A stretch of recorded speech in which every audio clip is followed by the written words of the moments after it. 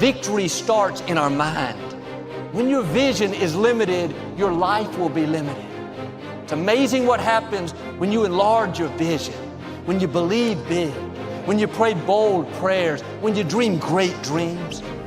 Too often, because of disappointments, delays, things that haven't worked out, we've watered down our dreams. We've lowered our expectations. We're not stretching, believing for great things, believing to get well. Are you putting limits on what God wants to do in your life? Are you focused on what you think can happen only in your ability? Your existence is constantly an engagement with the universe, but your mind becomes against the universe.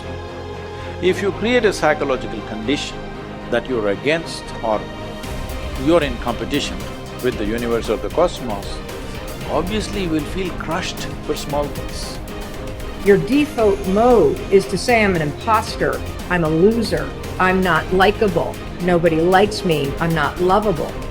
It has become part of your default mode network.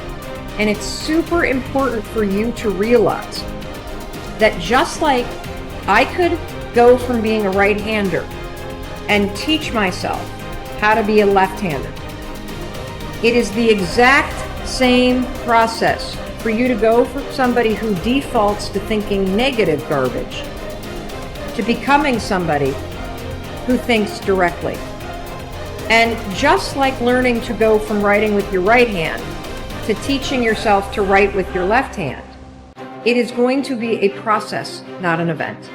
It is going to require you to switch out of the mode where you automatically grab the pen with your right hand and you direct your thoughts to deliberately grab this pen with your left hand.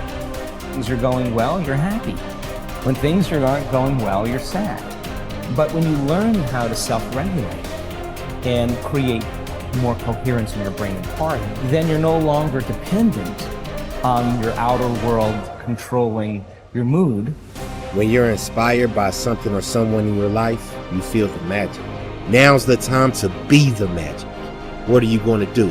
Are you going to let the masters inspire you to feel it, or are you going to strive to be a master?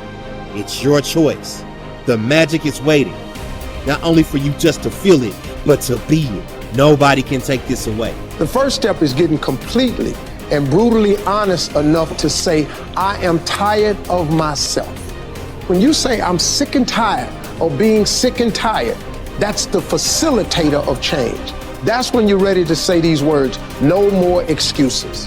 No more excuses. You know that you have an image of yourself inside. When you stand in front of a mirror, you see a reflection of the physical you. But that's not the real you. You have a picture of yourself in your mind. You know, Dr. Maxwell Maltz wrote a book back around 1960. It was called Self-Image Psychology, Psycho-Cybernetics.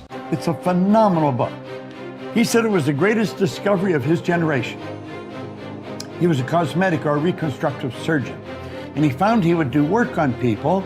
He might have done a nose job or removed a terrible scar. And he noticed that when he did that, there was a phenomenal change in their personality. But he noticed with others, he would make a phenomenal physical change and there was no change in their personality. And that led him to postulate that we have two images. We have the one that's coming back from the mirror, but we've got an inner image. And that inner self-image is literally controlling our life.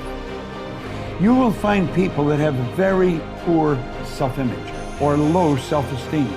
They won't look you straight in the eye. They're afraid to shake hands with you. They're very shy and withdrawn. They go through life hiding from life. They don't like themselves. They don't know themselves. Do you know when a person improves their self-image, they change their entire life?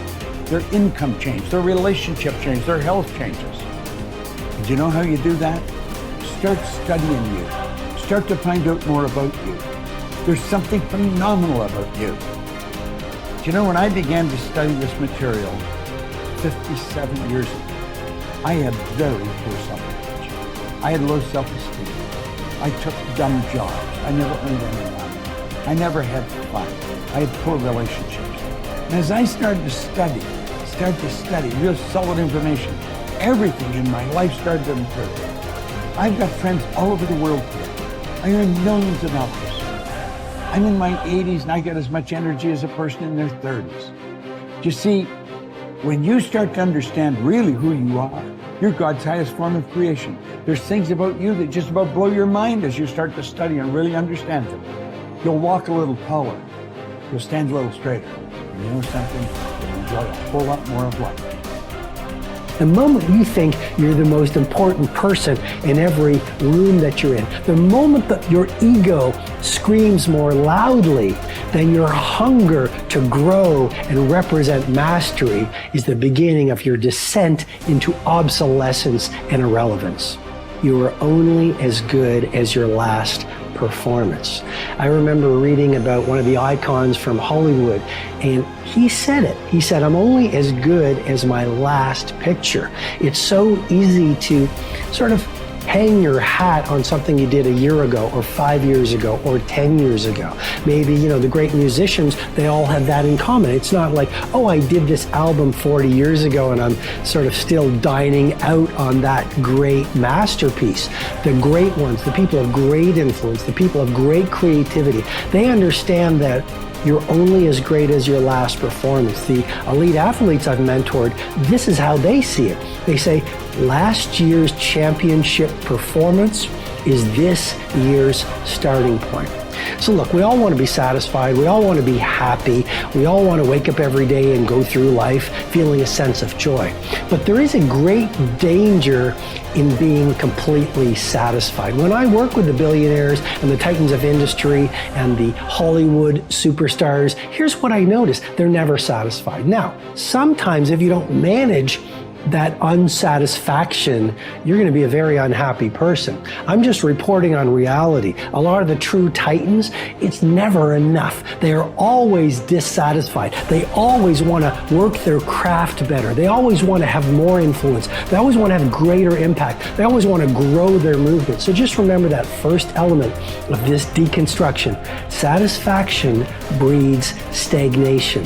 You want to be joyful and grateful, and yet at the same time, you never want to lose the fire in your belly to be better, to materialize more of your primal genius, to offer value to more people, and to grow the very thing that you do. So, worrying about whether something will or will not happen is not only completely futile, and what is now being discovered by science, actually adds fuel and power to that thought, making it potentially more likely to occur.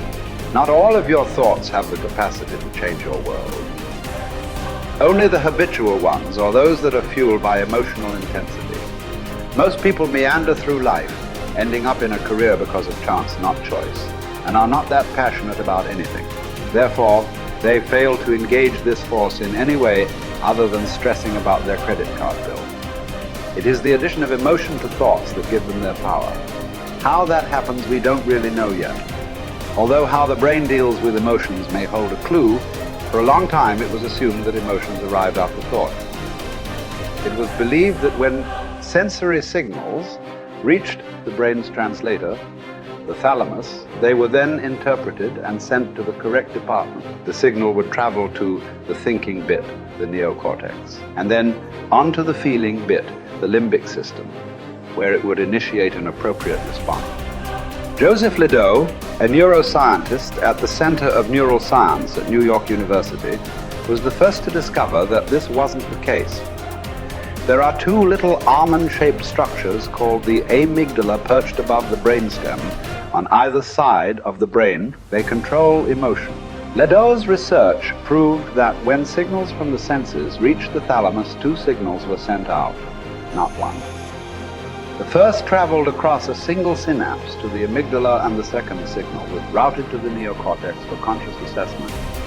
The result is that the amygdala hijacks thinking and has you springing into action before you are fully aware of what's going on. It is this reflex that will cause you to jump in a river to save a child before your thinking brain has even registered the danger.